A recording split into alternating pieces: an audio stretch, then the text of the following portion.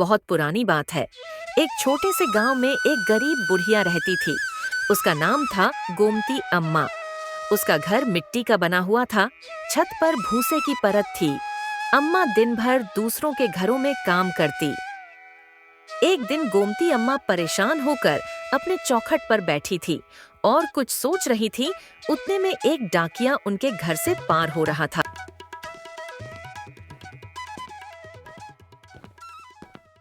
तभी गोमती अम्मा ने डाकिया से बोला, सुनो बेटा, क्या मेरे राकेश बेटे का कोई खत आया है? बड़े दिन हो गए हैं उसे देखे हुए। जब से शहर गया है वो तो मुझे भूल ही गया है। क्या करूं, उसकी बहुत याद सताती है।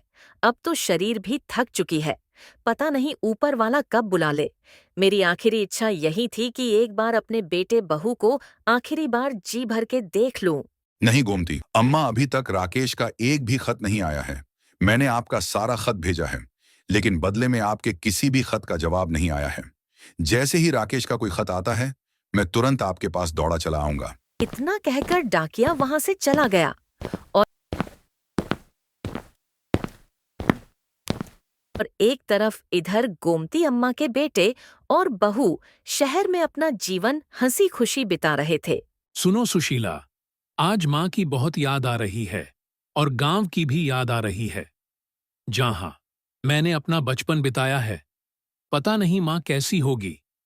ठीक तो होगी ना?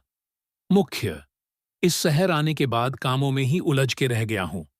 अच्छा, माँ का कोई खत आया था क्या? इतना सुनते ही सुशीला घबरा गई और सोचने लगी कि ये अचानक खत के बारे में पूछ रहे हैं।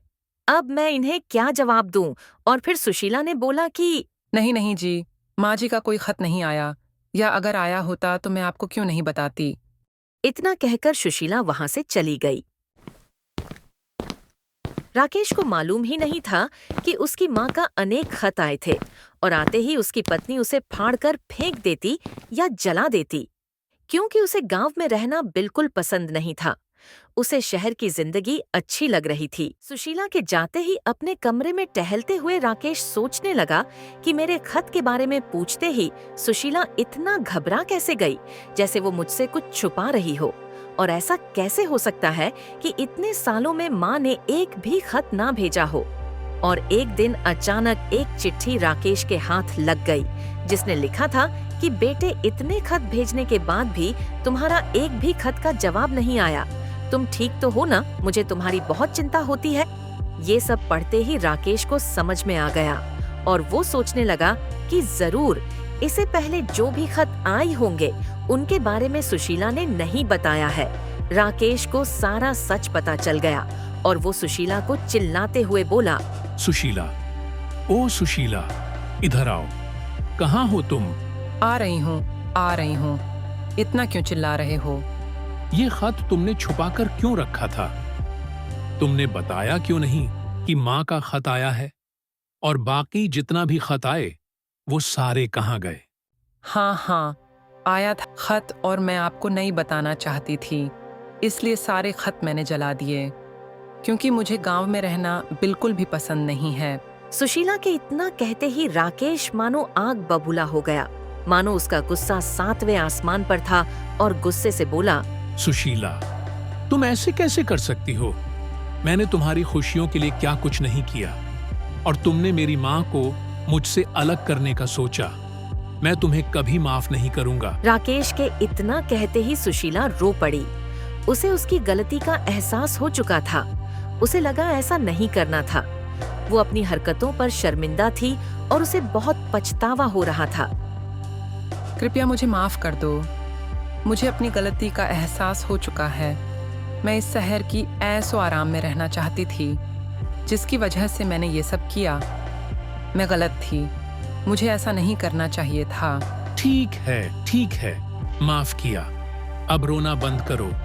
दोबारा ऐसी गलती नहीं होना चाहिए। चलो, अब माँ के पास जाना है।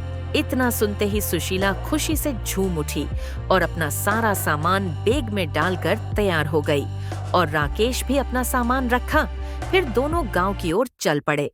एक तरफ इधर गोमती अम्मा का हर दिन ऐसा गुजरात मानो उसकी आंखें अपने बेटे बहू का राह देखती और सोचती कि काश मेरे बेटे बहू मेरे साथ रहते, ताकि अपनी जिंदगी के कुछ पल हंसी खुशी बिता सके। इतना सोच सके उनके बेटे बहू का गांव में आना होता है।